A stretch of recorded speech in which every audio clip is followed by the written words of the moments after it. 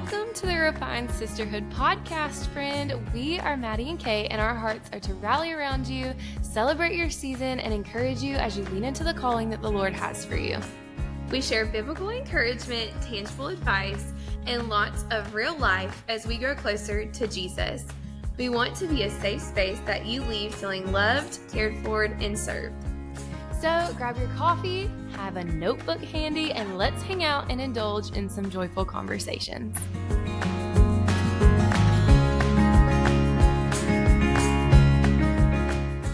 Welcome back. It's episode 2 of season 3, and we're really excited to be here. We have a deep episode today, so I'm not going to make this little intro long. So we're about to dive right into it. But before we do, we have another little coffee giveaway for a special listener out there. Yes, so I guess if you didn't listen to our first episode, we kind of need to explain like what the giveaway is. So if you're listening after the episode, share episode to your Instagram story, tag us. And each episode we have been trying to give somebody a free coffee. So yeah. Okay, Caitlin, I have a question for you. Okay.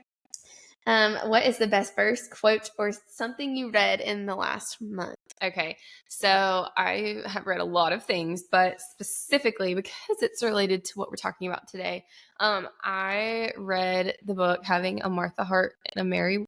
Is that having a Mary heart? Having a Mary heart and a Martha world. She knows. She read it. She promises. It's so many words. So many words. Anyways, and one of the quotes.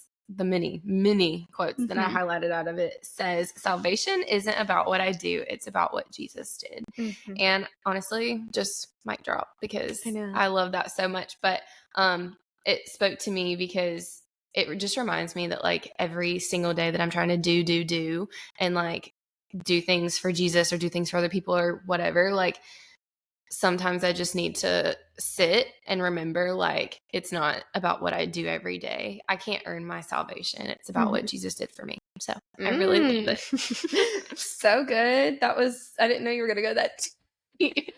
But with all that, you like led into this whole episode so great. So today we're talking about the idea of being versus doing. This is something that has been laid on both of our hearts for a long time, but it's also something that the Lord has been refining us in for a couple of years. So to be able to talk about it, we got to talk about, past old Maddie and Caitlin. Yes. So in 2021, Caitlin and I individually started changing, our personalities started changing, who we were, the way we talked, the way we acted. So many things started changing if you knew us. And if you go and look on our Instagram, you can you'll be able to see the personality shift because we were always dancing and crackhead energy. We were crazy. We were big personalities. We were bam in your face all the time. And so partially we were also tired from having kids. But also, the Lord just started refining us into what it looked like to be women of God and women of, or a wife and a mom, a friend. And so we started changing. Our personality started changing. And I know personally for me and probably for Caitlin, we were very career focused. Yeah. And not necessarily with the Refined Sisterhood, but we both are entrepreneurs and we both have our own businesses. And so we were very career focused. That was, we eat, breathe, sleep. We did that all the time. I look back to that season of my life and I'm like, how did I survive? We were always doing more, always how can we make this bigger and better and all these things, and how can we grow? How can we make it more successful? But we always had this burning deep desire, this calling to know and love God.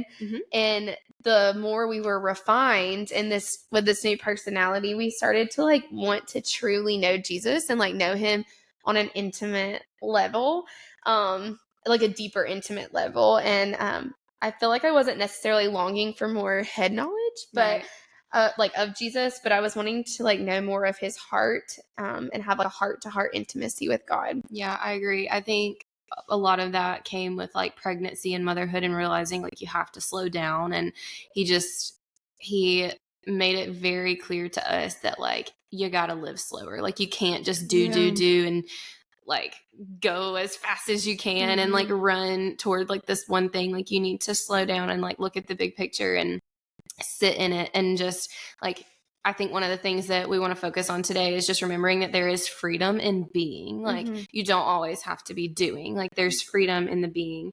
And so I don't know if you resonate with that or not. You probably do. I feel like we have like a lot of people in like a similar stage of life, but that's kind of where we were and who we've grown to be. But I have a question for you. Okay. What would you do if Jesus called you up tomorrow morning and said, "Hey girl, I'm going to be at your house at 5:00. I love that you say, "Hey girl," because Hey girl. I feel like Jesus talks like that. Like I feel like he's just like, we're friends, we're tight. So yeah, first off, that question gives me like immediate anxiety. Anybody, if they text me and they're like, "I'm coming to your house" at all, I'm like gonna freak out. But like Jesus, I would be like, "Oh wait, okay." Yeah, I would be like going all out. I mean, like we would be hiring cleaners. We would be hiring caterers. We're doing like the full spread We meal. might even get a throne. Like order a throne. Like what looks up on Amazon or Instacart. How do we add this? Add to cart. Yes. But literally, I mean, I cannot imagine. I know my first thought would just be like, Jesus in my home. Like, is it like, are we for real? Is this has to be perfect? Like immaculate. Like I'm just thinking all the things. I would give my husband like the biggest to-do list.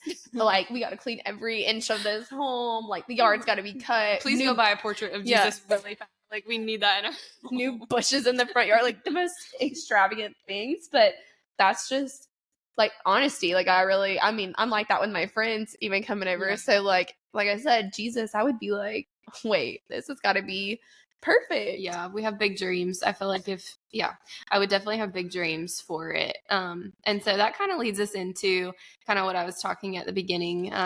We both read this book that I said that I apparently get tongue tied trying to say, but having a Mary heart in a Martha world. Yes. And that's kind of like Martha is kind of the girl who's going to freak out when Jesus comes to her house, like needs to have like the beautiful table, all the food, like even gets caterers, like all the things. And so I think in a lot of ways, like I resonate with that. And but before we kind of get into that specifically, we're going to read you a set of verses from Luke. And so Maddie, I'm going to let you read that for the people. Okay, so I'm reading from the ESV version. I always like to know what version people are like reading from. So reading from the ESV version, I'm going to read Luke 10:38 through 42.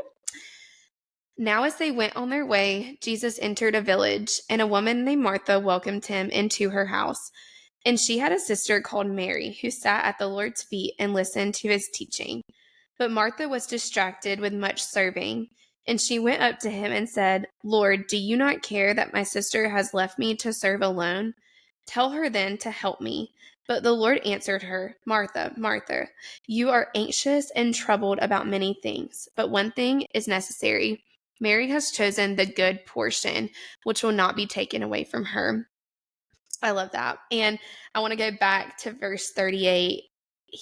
It says, "Now as they went on their way, Jesus entered a village, and a woman named Martha welcomed him into her house."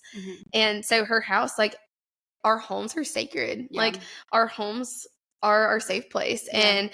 And that just it's saying house, it's mind-blowing to me that she just let him come in. And it was no like precursor, no preparation. She just welcomed him into her home. And like, would you let someone in your house without it being planned or having time to prepare? And like that question just hits me deep, because I don't know if someone came to my door right now, would I just, and I know them, like, would I just let them come sit on my couch and like forget about whatever else I had that day? But I was intentional in that conversation, like. Yeah, it would be really hard, I feel like, just because, okay, so this is like a silly thing, but like we have dogs. Yeah. So like the dog hair, I would be like, okay, Jesus, in 2024, please don't come to my house until I can vacuum up all this dog hair. I just know that if I was Martha, there's no telling like what he would be walking into, but just the fact that she like welcomes him into her home, like I think that that is really cool. And so, um, with that said, let's talk a little bit about like Martha and Mary, Maddie. Yeah. Martha was very much like a doer. She loved acts of service. She was hospitality driven. She was brave and bold and service oriented and friendly and nurturing. And like, I think that those are all like good qualities. Like, Yeah. they're all beautiful qualities Mhm. in like a healthy state. Mhm. And I resonate a lot with her. Yeah. So I also resonate a lot with Martha. I am a doer. I love to like, my to-do list is like what I do every single day. It's funny because I'll literally put stuff on my to-do list I've That you've already done, and you'll check it off. Yes, because I'm like, that just brings a lot of joy. Yep. So I resonate with Martha a lot. Some characteristics of Mary. She was a beer. I feel like her love language was quality time. She was a good listener. She was focused. She was really good at being still.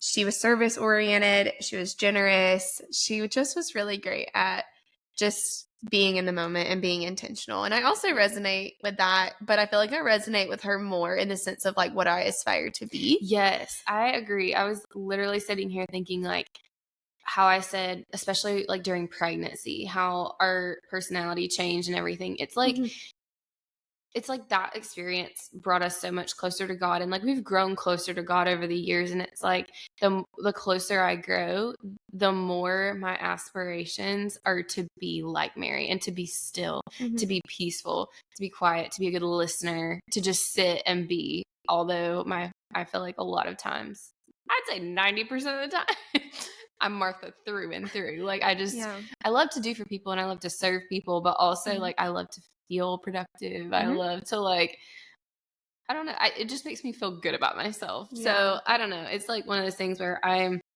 feel like I mostly resonate with Martha, but like you said, I want to be Mary. And I think the reason why we have this desire to be more like Mary is because the closer we lean into Jesus, the closer we learn more about his character. Yeah. He was like a lot like Mary. Like he was a good listener, and he didn't rush people. He was intentional. He loved spending time with people and from all different walks of life. And so Mary has a lot of the same characteristics of Jesus. And so I think it's natural for the more we lean into like learning about Jesus and his character for us to want to be more like him. Yeah. And in turn, that makes us also have a lot of these characteristics that Mary has. Yeah. So, but I agree. I feel like I'm a lot like Martha, more so like Martha than I am Mary, but I always am like, I want to be more like Mary and just, not miss out on like by doing instead of just, if I'm doing too much, I'm going to miss out like Martha almost did in this story. So, yeah, so that's kind of who I identify. I mean, I identify with both, but more so Martha for sure. And then we want to talk about the book that Caitlin mentioned earlier, and that is Having a Mary Heart in a Martha World. We both read that book, and if you haven't read it, I highly recommend because it's going to help tie all of what we're talking about, tie it up for you. In a pretty little bow. Very good.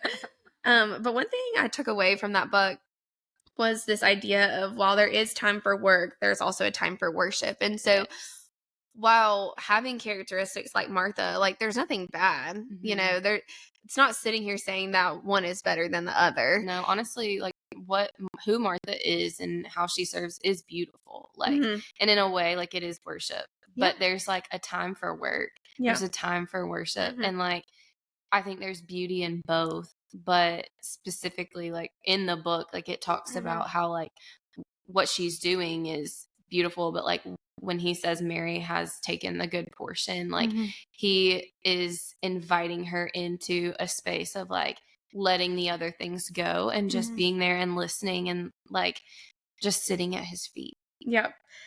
I love that. And I also took this from the book. Well, I find it interesting that like when Jesus corrected Martha, he didn't say, why can't you be more like your sister? Yeah. Like I think that that's really sweet, but also he knew Martha would never be Mary and Mary would never be Martha. They're different people. Mm-hmm. And so he didn't say, like, you need to change, you need to be better, you need to be more like your sister. Yeah. But when the two were faced with the same choice, to work or to worship, Jesus said Mary had chosen the better part, like you were saying. And I think that that's so cool that he didn't compare the two. He didn't like say, like, Martha, you're better than Mary, or Mary, you're better than Martha. He just said, like, in this situation, Mary has chosen, like you said, the better portion, and she has chosen to sit at his feet and like listen, and she's not missing out on like his presence by trying to do all these things, planning a meal and getting all the things together. And the book talks about how like the preparation that Martha was doing, you know, like, which the Bible also talks about that, about Martha like preparing and having all these things. And I can just imagine, like, I remember growing up and my parents coming or telling us they were on the way home, and like me being like, okay, Max, they told us how to have this house clean before they got home. Like, Max, you're in charge of the bathrooms. Micah, you're in charge of cleaning all the toys up. I'm going to do this. And like, I can just like see how I would be in that situation. And then Mary I can just see, like, it's funny because like I have Micah, my brother. She's like the little sister. Like, it's just oblivious to everything. Yeah, like that would be my little brother. Like, and like I remember he would just be like, "It's fine. Like, it's gonna be fine." And I remember like, "It's not. Like, it has to be perfect." And I feel like that's how Mary was. She was like, "All that's gonna work out. He doesn't even care about that. Like, we just have to be, you know." So it isn't more he requires of us. In fact, it may be less. And I love that. Like, we don't have to keep up this perfection. We don't have to keep striving for this, what it's going to look like, what it's going to feel like. We just have to be. Yeah, that's very true. I think that in all of it, like, Martha is, like you said, like, she's running around the kitchen. She's giving out demands. Like, you do this, you do this. Like, we have to prepare for, like, the Son of God kind of thing. And then it is like a really cool, like, it's cool to step into her shoes and like recognize, like, this is somebody who means so much to her. And like, she, instead of like running to him immediately, like sitting at his feet and listening, she's like, in my head, I'm thinking, in order for everybody else to do that, like, she's got to be in the kitchen, like, preparing everything. Cause like, oftentimes, like, if I throw a birthday party, for example, like, I'm making sure things are running smoothly. And a lot of times I have a hard time enjoying the party. And that's just like the truth. Like, when it's my kid's party, I'm trying to make sure everyone has food, everyone has a drink, everyone. And so like, that's kind of like, I feel like stepping into her shoes, like, she's doing what she's used to doing. But like you said, like, she's potentially missing out on something so unreal that like could honestly change her heart. And there's so much beauty in like who Mary is and how she just sits at his feet, and it's like worship. And the book talks about the idea of living room intimacy, and just about how she literally, how Mary sits at his feet and just listens, and she's just being, and she's literally just sitting there, and like, and nothing else matters. Yeah, like, she's not concerned with who's drinking what, who's getting what, who's eating what. Like, she's just sitting there, not worried about anything, but she's so laser focused on Jesus and who he is, and the fact that he's in her home, that nothing else is of priority to her. It's so intimate. Like, she just gets to sit there in his intimacy. And it's cool because like you said, the book kind of talks about how she's like laser focused on him. Like, nothing else around her matters. Like, in so many situations, I feel like we miss out on things around us that the Lord is doing because we're not in an intimate state. We're not spending the time with him that we need. And like, all around us, there's like, you know, a million little miracles or whatever, but like, we miss that because we're too busy trying to prepare for the next thing. Yeah. And I like have a personal story with this of just wanting things to be perfect and wanting to just do so much, where I missed out on an opportunity. And so like a year ago, I guess, I had a friend like text me and ask if she could come over. And it was very like, just, there was no more context to it other than, can I come over? Well, my house was a wreck. Like, it needed everything. It needed bathrooms cleaned, vacuumed. There were toys everywhere.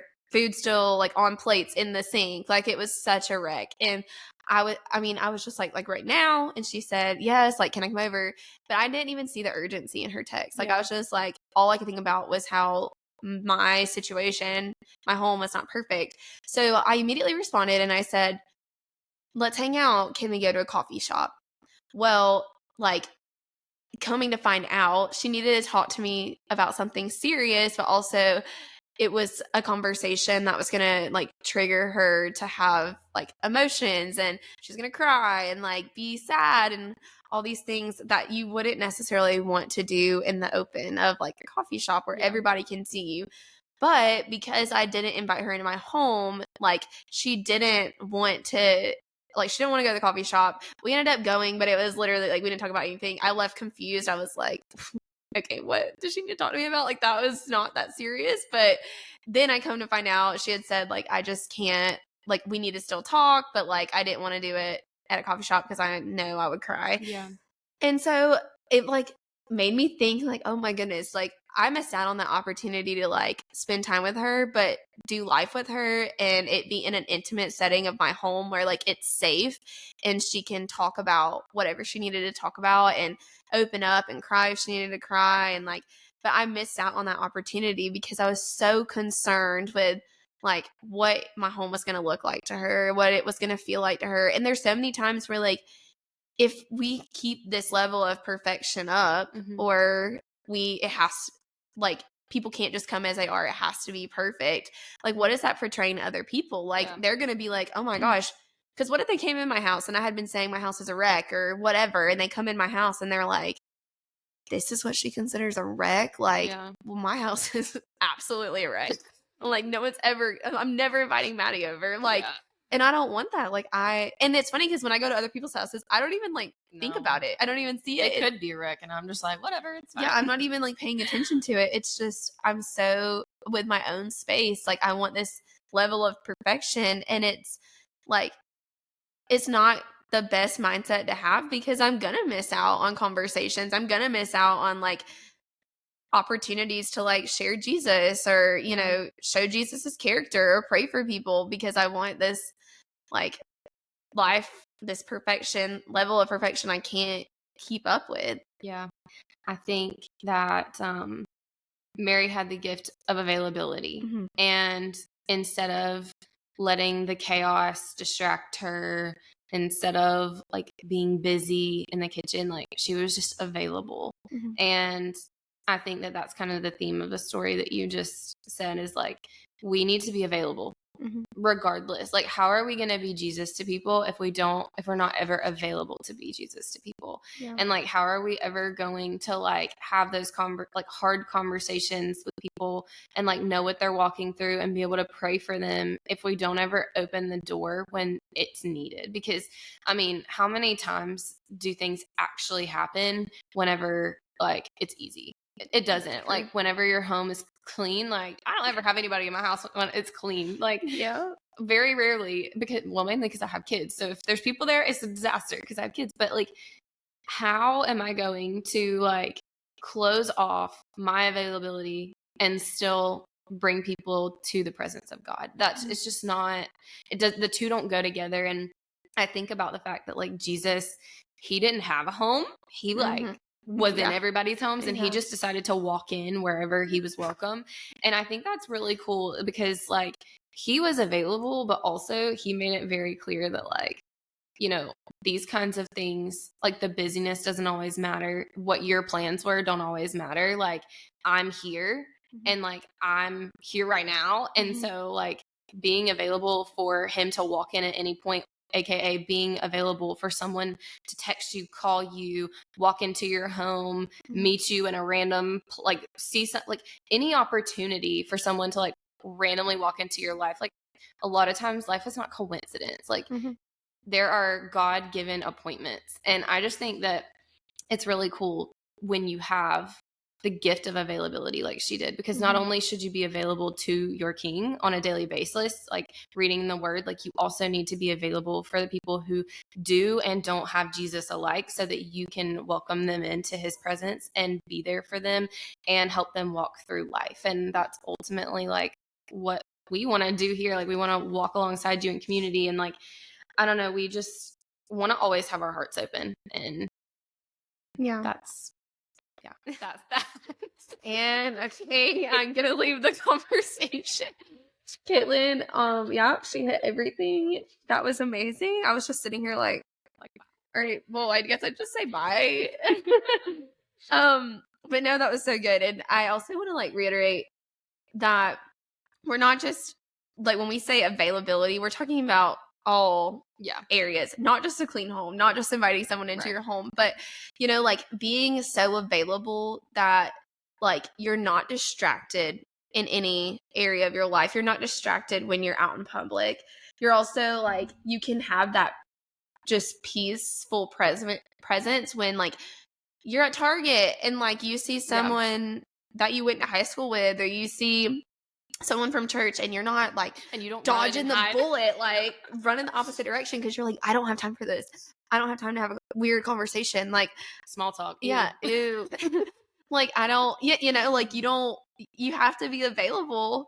And I think just having that availability, not just when it comes to your house, because it's very rare for people to just walk up to your house nowadays, other than salespeople. Right. But like, you know, people that like just want to have conversations, it's very rare. But like being in public and just not being rushed, and that's just part of how Mary's character was, of just like when we were talking about her characteristics of like, she loved quality time. She loved deep conversation. And like, we love that, but it's always like the conversations and the availability has to be on our time. Yeah.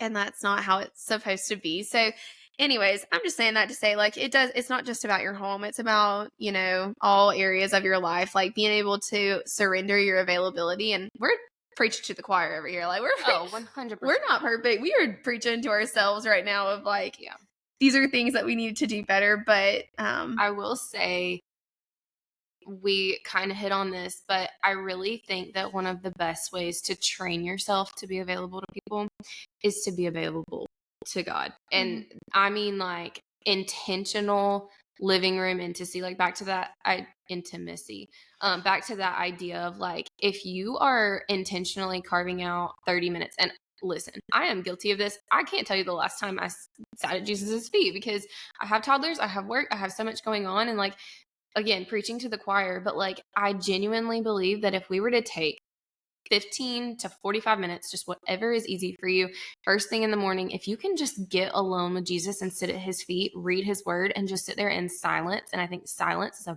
big thing for helping train yourself out of the constant distraction. Listening to him speak, then you are more likely to like train yourself to be able to sit in silence, train yourself to be able to have that alone time and not think about work, not think about your kids, not think about what's for dinner, not think about all the errands you have to run. And then when you are out in public, like, your brain is not running 90 miles a minute because you've learned to be intentional with your time. So then when you do see someone in person, like, your first thought is not like, oh crap, I've got to go, like, I'm in a hurry to go to this place. Like, instead, you're living life in constant intention. And I think that that's really beautiful. And the best way to like be intentional and be available is to first make yourself readily available to Christ. So there you go again. That's great. Yeah, I also think that so now I need to take my own advice. Yeah, that's it. Now we're going to stop the episode and, you know, figure out how to be available. But yeah, I want to leave you with this quote. It's from the book, and it says, when we try to do instead of be, we miss out on deep intimacy with Jesus. And so I want to leave that with you and encourage you that you don't have to do all the time. You can just sit at his feet and be, and that's enough. Yeah. Salvation isn't about what I do. It's about what Jesus did. And I think that that is so beautiful. And to finish this up, we're just going to pray over you. And yeah, so we're going to do that. Heavenly Father, thank you for this day. Thank you for this time together just to have conversations about you and about intimacy with you. Lord, I just pray over the girl listening to this podcast episode that you would just help her to see the areas of her life where she needs to just be, where she needs to be intimate with you. Lord, I pray that you would help Maddie and I even to carve out the time that we need to in order to be with you and to train ourselves to be available. Lord, I pray that as a whole, that us women of God, that we would just honor you with our lives and be intimate with you so that we could lead other people to you, because ultimately that is the whole goal, is to just bring your kingdom down to earth. And Lord, I just pray that in each and everything that we do, that we could just make sure that we are being available, that we are always paying attention to what's going on around us and never too distracted, to know that you can do exactly what you need to do. Lord, help me to remember that my salvation is not about what I do, but it's only about what you do. Lord, we just thank you for all that you are, and we thank you that we have incredible listeners on our podcast, and we just pray that you would continue to have your way with us. And we thank you and we love you in Jesus' name. Amen. Amen. That was so good. I hope that you are encouraged with today's episode. I know I am, and I know Caitlin is. Yes. We are so thankful for you here, and we appreciate you more than you know. And I know we said that at the beginning of the episode.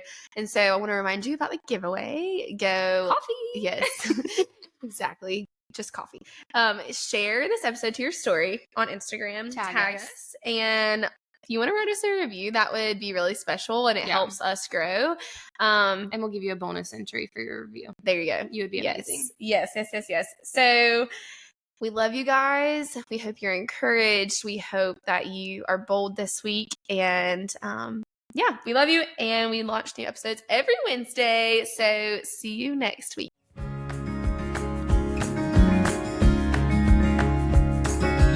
It is such a joy getting to hang out with you. And we hope that you leave this episode feeling encouraged, loved, and full of purpose.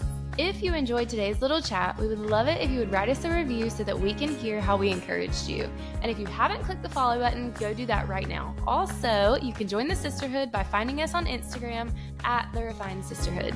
Okay, friends, we hope you have the best day and can't wait for another deep conversation with you next week.